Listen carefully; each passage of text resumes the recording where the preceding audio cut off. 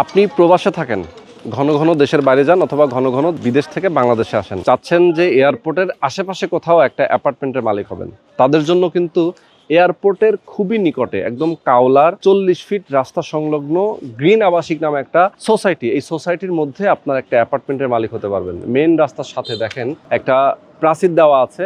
Green আবাসিকের 2 নম্বর road এবং 1 নম্বর রোডের ঠিক মাঝামাঝি জায়গায়, মানে এই জমিটার দুপাশে আরো 2টা রাস্তা আছে।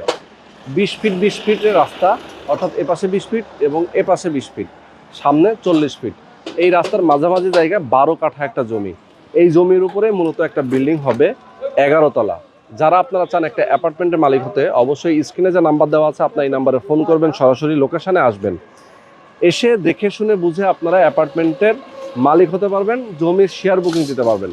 যারা আপনারা চান 1250 বর্গ ফুটের একটা অ্যাপার্টমেন্ট হবে কমন স্পেস সহ, এরপরে এখানে পার্কিং সুবিধা থাকবে, লিফট, জেনারেটর থেকে শুরু করে সকল আধুনিক নাগরিক সুযোগ সুবিধা থাকবে।